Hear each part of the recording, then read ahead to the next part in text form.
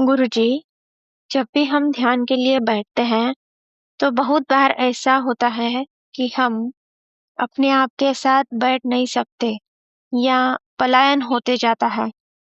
थोड़ी देर अंदर ध्यान जाता है, देखते हैं, फिर थोड़ी थकावट भी होती है। ऐसा क्यों होता है? ऐसा है, ध्यान में बैठने से पहले पूरी तैयारी करनी पड़ती है। पहले ये देखो आपका स्वास्थ्य ठीक है, आपको शारीरिक तो कोई प्रॉब्लम नहीं है, आप में मन में विचार तो नहीं है, आप परेशान तो नहीं हो। अगर कुछ भी अव्यवस्थित होगा तो आप ध्यान में नहीं बैठ सकते। ध्यान में बैठना ही बड़ा दुर्लभ होता है। आपको हर रूप में पूर्ण तैयारी के साथ बैठना होता है और बैठने से पहले कम से कम 10 मिनट अपने श्वासों को देखना पड़ता है। श्वासों को देखोगे तो धीरे-धीरे श्वासों की गति कम होने लगेगी। मन थोड़ा शिथिल हो जाएगा और फिर प्रभु से प्रार्थना करके तभी आप ध्यान करने का प्रयत्न करो। आप अचानक ही जाके ध्यान में नहीं बैठ सकते।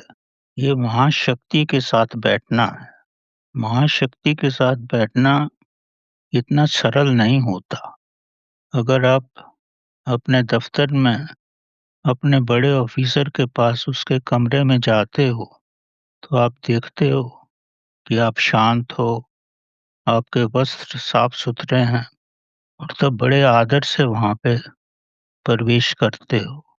इसी तरह परमात्मा एक महान-महान शक्ति है, तो उसके पास जाने से पहले आपका स्वास्थ्य ठीक होना चाहिए, आपकी श्वासों की गति नियंत्रित में होनी चाहिए, मन में कोई समस्याएँ नहीं होनी चाहिए और प्रयत्न करो कि स्नान वगैरह करके ही ध्यान में बैठो, ताकि शुद्धता हो और प्रभु से प्रार्थना करके बैठो।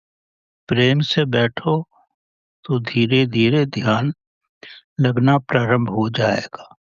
अगर चलते-फिरते आप चाहोगे मैं ध्यान में बैठ जाऊँ, सुबह उठकर ध्यान में बैठने का मकसद ये है कि रात में अगर आप ध्यान करके ही सोते हो, तब आपका मन शांत रहता है और सुबह जब ध्यान करने बैठते हो, तो कम से कम 15-16 घंटे का समय होना चाहिए जब आपने अंतिम भोजन किया है।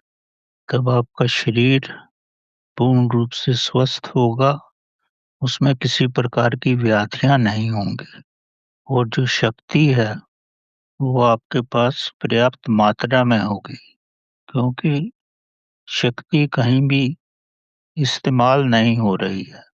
भोजन आपका पच गया है, विचार आप में नहीं है, श्वासों की गति कम है, उस अवस्था में ही आप ध्यान में बैठ सकते हो।